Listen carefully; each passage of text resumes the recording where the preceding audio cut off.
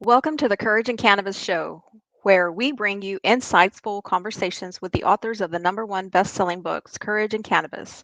I'm your host, Candy Flores, and today we're diving into the pages of Courage and Cannabis, Volume 1 and 2, with one of the best-selling authors and her Mary Jane from Ohio, and her chapter on being Mary Jane, 50 years of an amazing little plant.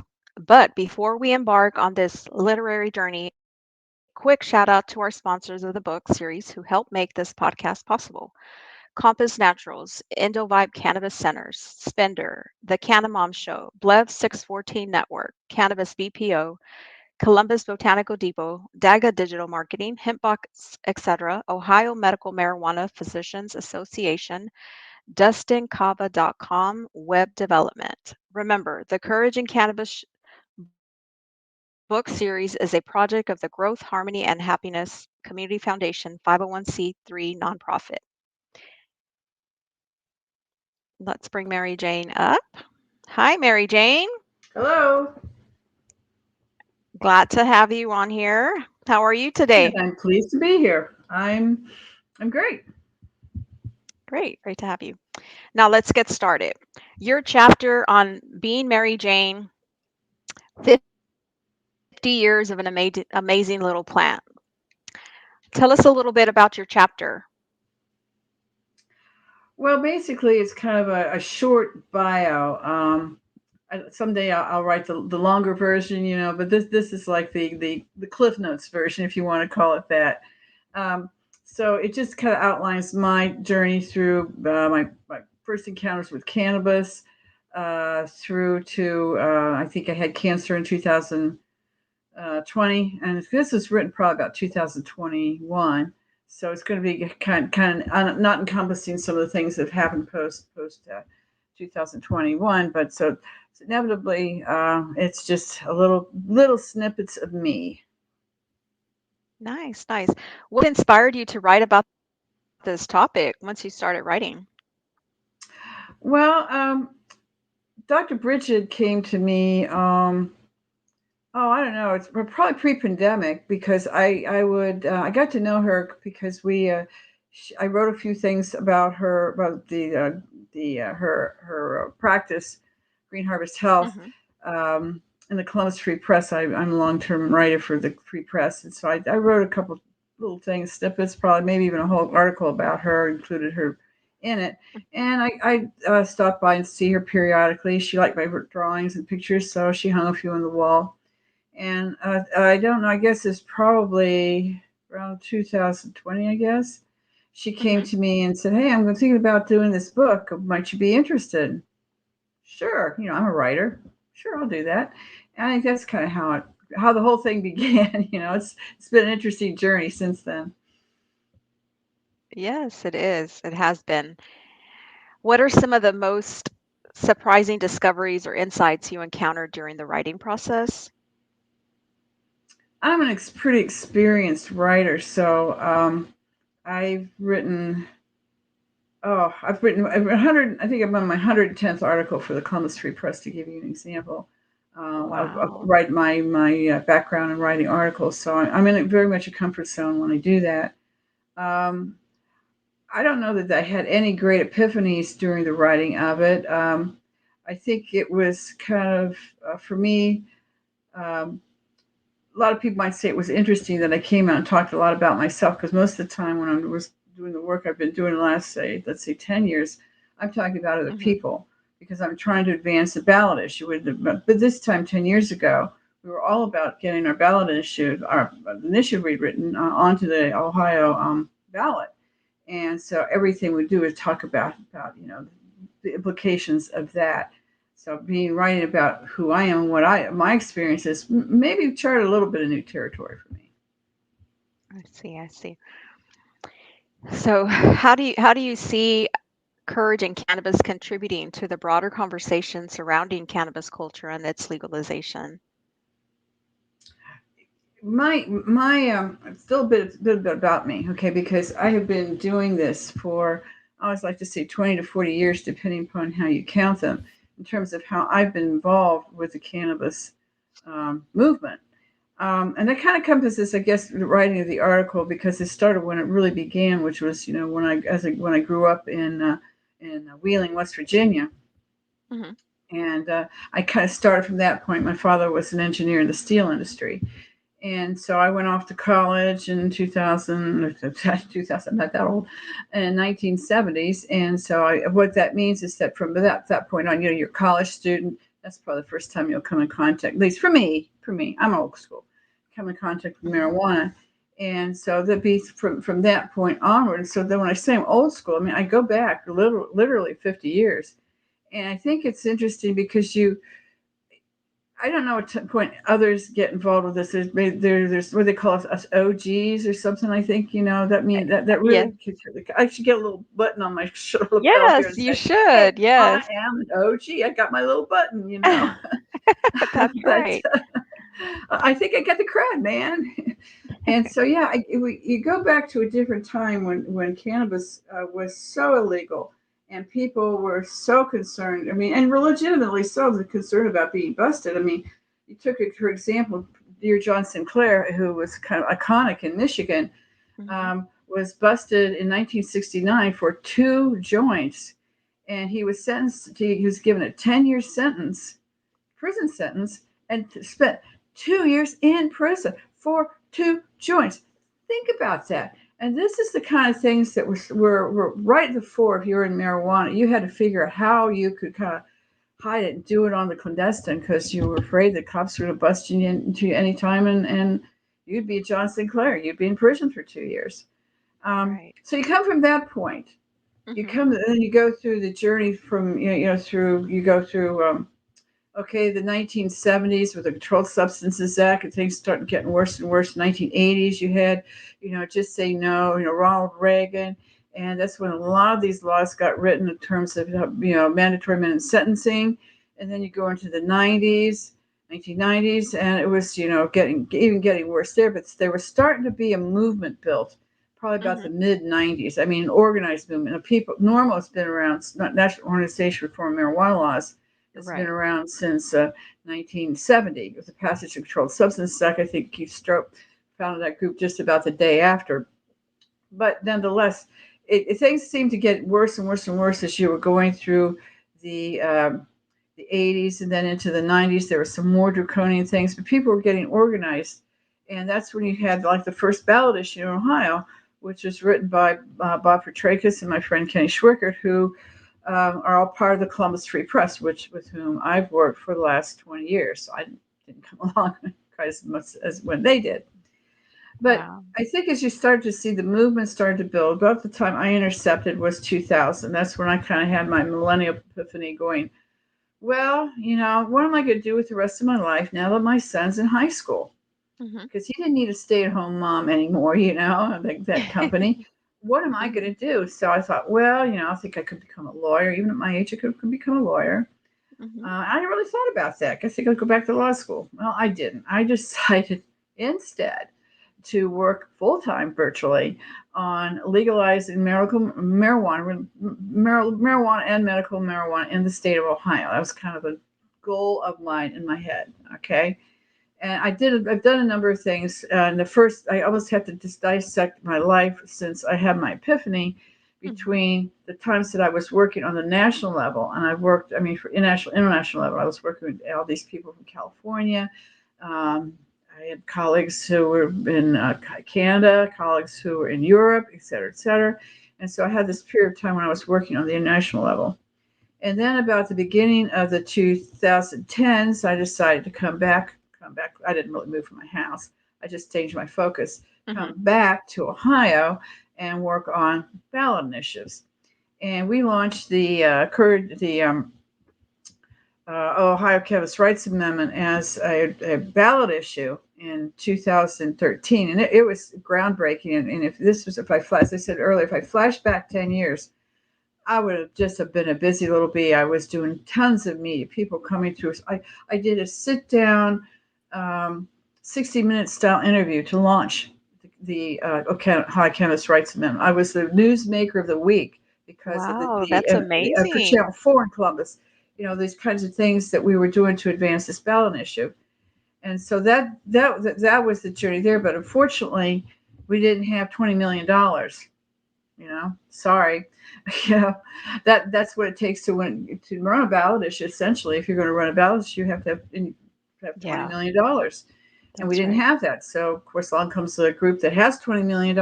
They get on the ballot and they lose because they had a really goofy way of looking at their initiative, the way it was written.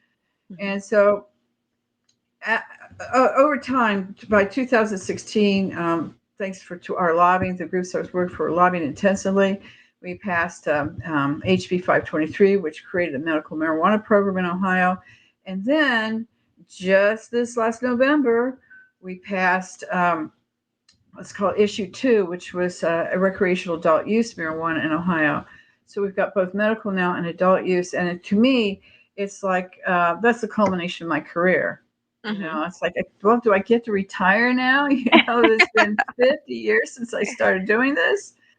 Well, Wow. no, I So think you they, are I a get, true OG, and we there's so many of us that need to thank you for that, whether we're in Ohio or oh, not. That's well, awesome. Thank you for all yeah, you thank do. you. Thank you. I like kind of the accolades and go, I guess that was worth it. Yes, definitely. That's amazing. What things are you working on outside of the book? I know you write for the press, and tell us a little bit about your art.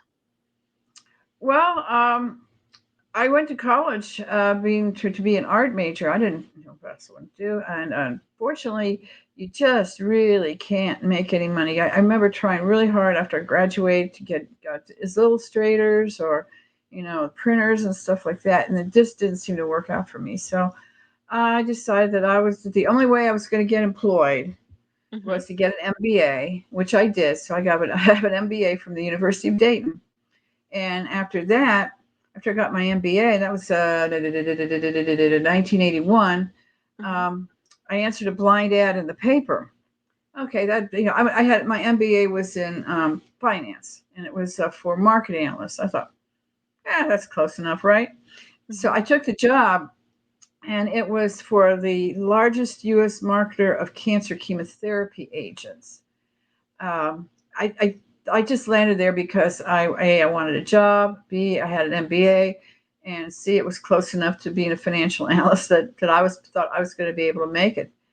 I landed myself, and you can, when you if you get to be really old like me, you begin to see how different things in your life that you go through influence what you end doing at the end of the day, at the end of at the very end. I'm not sure. I mean, hopefully not quite to the very end yet, but nonetheless, all these things that you thought were really crazy that you did maybe in your youth, maybe they come back and haunt you. But I'd say more importantly, they're piece of knowledge that you gain from that you use further in life. Okay, and I Mhm. think I could have landed, I don't think, in a better place than the pharmaceutical industry and the cancer chemotherapy agents because, um, this came back to me.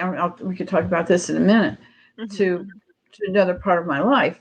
But in this particular period of time, it was doing marketing, sales analyses, regression analyses, forecasts for all these different cancer chemotherapy agents. So I got to be very, very familiar with all these things that go into treating cancer. That was my Mhm. job. And so um, when I left, and the company was called 8 Year Laboratories, and it was by suburb here called Dublin. But like I say, Mhm. largest U.S. marketer of cancer chemotherapy agents finally got bought up by another company and moved down to Columbus. And so when I left Adria, my last day there, I looked back over my shoulder and said, I will never take those drugs. And I meant it. Okay. Mhm. So if I continue, I'll just continue to dovetail with the story unless you have another question for me. No, no, tell us more because Okay. I do have another question, but it kind of is going in together with it. So I want to hear a Okay. little bit more about. Well, in 2000, this is part of when I met Dr. Bridget too. Dr. Bridget kind of factors into this. Um, 2000, only Mhm. me would get breast cancer in the middle of a pandemic. Only me. No. Wow. So that happened So, during the pandemic? yes, it did. Yes, it did. No, Wow. everybody else got COVID. I got breast cancer. Oh, And unfortunately, it's like was the most aggressive. It's called a with the top of my head here, the type of cancer, triple negative, called triple negative breast cancer, which is the worst kind of breast cancer you can have mhm, because it doesn't react, doesn't have these receptors so that it can react to the chemicals that kind of treat other kinds of cancer. Oh, mhm. the HER2, HAR positive, and then what's the other one? There's another kind too. But anyway, that my unfortunate kind was the worst that you can have. And I said to myself, I promised myself, I will never take the chemotherapy. And what was the first thing that I get offered? I go into one of these, went to the office, this office, one kind of doctor, and she just starts just there, and she says, "Well, we're going to do Adriamycin, we're going to do Fluorescer, we're going to do this, we're going to do that." I said, "Let me stop you there. I know exactly what you're talking about here. I know these Right. drugs soup to nuts. I'm not touching them." And I could tell, she could tell by the way I was talking to her because I really knew what I was talking about. I wasn't a rookie on this planet, you know. Right. I knew what I was talking about. And so Mhm, I didn't do it. And so I did have a lumpectomy. mhm. And that was sad. It was diagnosed in September. And that was when I made my commitment not to do the chemo. I asked Dr. Bridget if she could help me because this is very early in the medical marijuana program in Ohio, Right. and Mhm, I didn't know who else I could turn to kind of be my Sherpa in a medical sort of way. And here's Dr. Bridget's obviously a medical doctor, and so I said, "Here's what I'm going to do, and I need your help to kind of navigate because again, like I say, it was brand new to Ohio." And I was mhm. trying to find what's called Rick Simpson oil. It's just a name for uh, a very high potency, mostly THC oil. It's an oil extracted oil, and if and my listeners want to know more, just Google Rick Simpson oil, and you can learn about Rick Simpson. This is not something that you can buy from him, but he can tell you his story as to how he made this particular, I think, very effective medicine. Oh, yes, definitely. And so, yeah, so I we shot the dispensaries, and I finally found one that I thought more or less worked, and Mhm, I started taking it at the beginning of October, 3 times a day. Now I know what the Rick Simpson protocol is. There's no way I could meet that much cannabis because I just couldn't find it. And I wanted to make sure that I did this through the program so that I could mhm, sit here and talk to you today about it. Because if I had gotten it on the clandestine, if I had gotten it a year or two earlier because it was still illegal in Ohio, mhm. I couldn't have done this. But I think that's kind of the interesting reason reason for being reason to if I could pronounce that with my French correctly, reason for being because I had background in cancer chemotherapy. I had the background in cannabis. I know cannabis as much as I knew the cancer chemotherapy. I could work on this journey and I know exactly what I'm doing and exactly the outcome I wanted. And Mhm. so then I had the lumpectomy at the end of October. I have been on the RSO, I'd say, just about that month, as I told you. So I go in for lumpectomy. They take the thing out. Well, oh, it's okay. So I really did have it. And they say in the chart, my chart reads that there was no cancer found in the margins, which basically means that it was gone.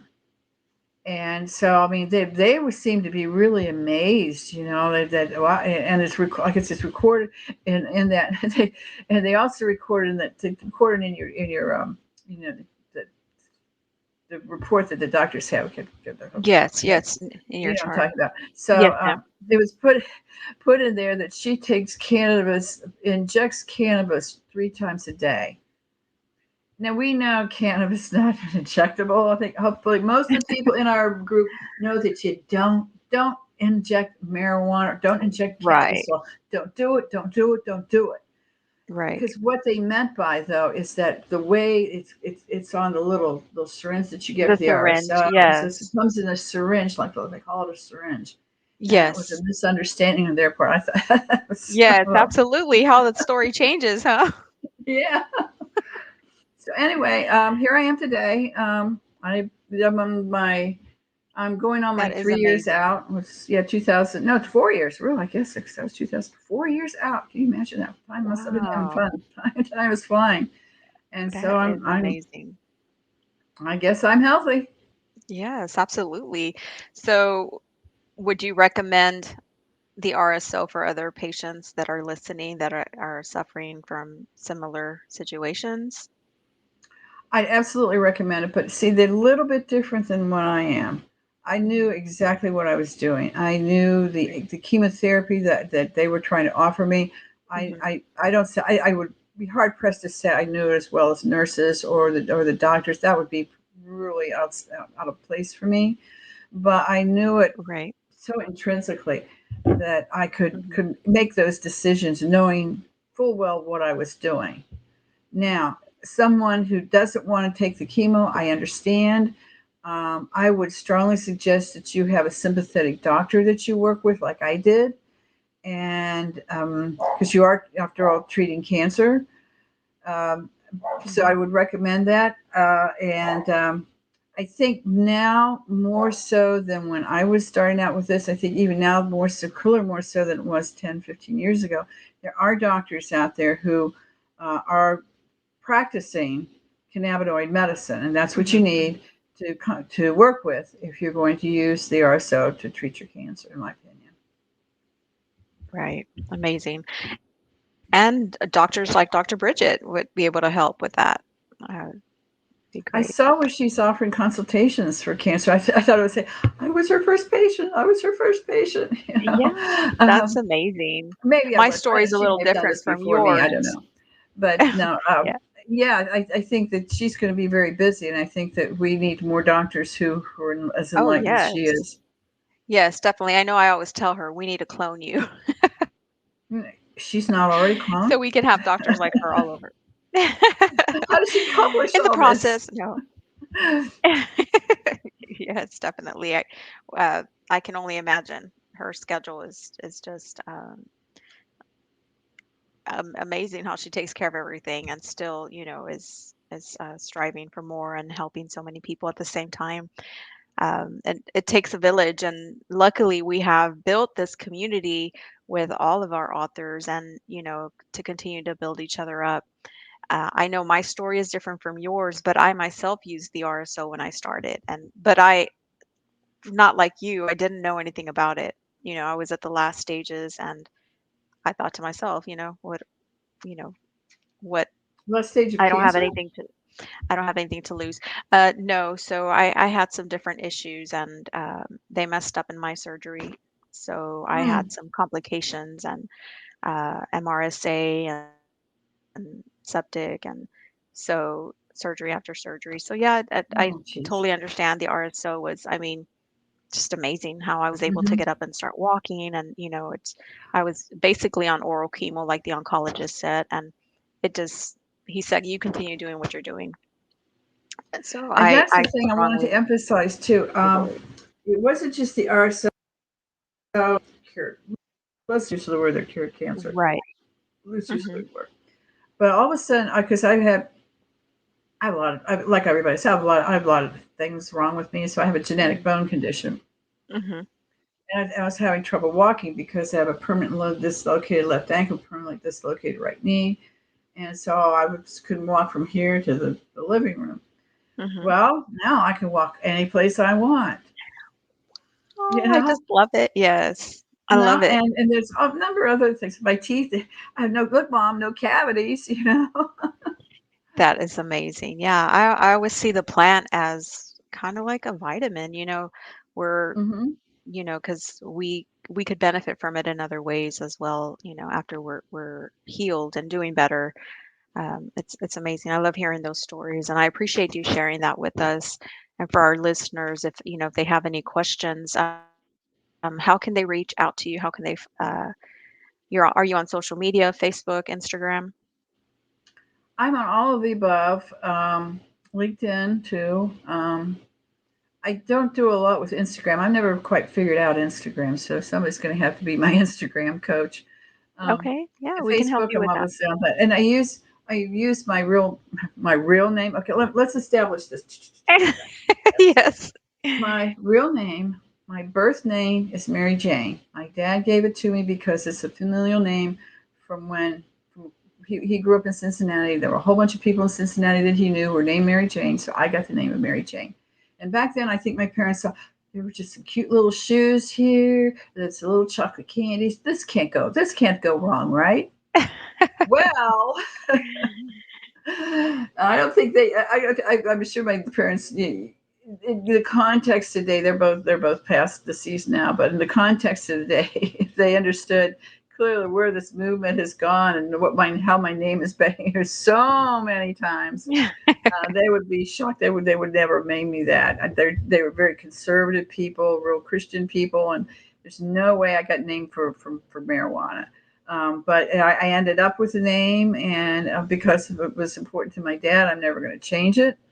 And I did change my last name. I got married, but What I'm was like your maglden name? Jones. It's even worse, Mary Jane Jones. It's like I'm glad I took on the board. That the Jones part would probably drive me crazy. Well, as we wrap up, what message or takeaway do you hope readers will gain from Courage and Cannabis and all the amazing stories? I, I like to think that we're on a journey here to I want to call it a journey. Let me call it sound weird. Let's call it a journey of enlightenment, because when we started out this, as I said, John Sinclair went to jail for 2 years for two joints, and Mhm, here we are in 2018, where you can buy that marijuana. And in Ohio here, um, once they get the program up and running, the program's still not quite up, you can buy 2.5 ounces from a dispensary mhm. anytime you want. You know, and so I think that it's a part of a journey to go from being so illegal that you're in jail for so long, and there are still Mhm. people who are in jail. They need to get those people out, to now when it's really let's treat it for what it is. It's a plant. It's a very important plant. It's a medicinal plant, but it is a plant. That's right. And so all this money, all this time, and all the horror stories, all the suffering, and we've got to end that. The war on drugs, it was wrong. Wrongly began because the people, Richard Nixon was racist, Mhm. and we've got to get past that. And I think the thing is, what we're doing now, we're doing great. Most of the states are now. What does it say? How many people? Like well over half the nation lives, Mhm. number wise, lives in a state that has some form of marijuana, legal marijuana, and it's just going to get better. So I'd like to think that we can end the war on drugs, stop the war on drugs. We don't need this. It is true counterproductive to the development of first the medical benefits of cannabis, and now we're going to expand. There's plenty of medical benefits for other Schedule One drugs like psilocybin, even LSD, MDMA, etc. We've got to get out of this mindset that the drugs are somehow something to be fought with as in terms of a war. Putting all our energy and all our efforts against it as if it was a war. It is not a war. And That's I right. think so much can be beneficial for everyone if we begin to realize that. That's great. Well, thank you so much, Mary Jane, for sharing your thoughts and experiences with us today. Before we go, we've already discussed on the where the listeners can follow you, and you Oh, mentioned Facebook, right? And the right, I LinkedIn. was going to say that's how I got on my name, because I have my email address is Mary Jane Borden at Gmail. My Facebook is Mary Jane Borden. So I use that as my real name as the ways you can contact me. I Perfect. don't have a pseudonym, and Mary Jane is not my Perfect. pseudonym. That is the real thing. She's our OG, Mary Jane Borden. Well, wonderful. And to our listeners, thank you for joining us on this episode of Courage and Cannabis, the author's stories. Don't forget to subscribe, rate, and review our podcast. And stay tuned for more captivating conversations with authors sharing their courage in cannabis. To learn more about Courage and Cannabis, go to courageandcannabis.com and you can purchase the books on Amazon. Until next time, happy reading. Thank you for thank you for joining us today, Mary Jane. Thank you for having me. Mhm.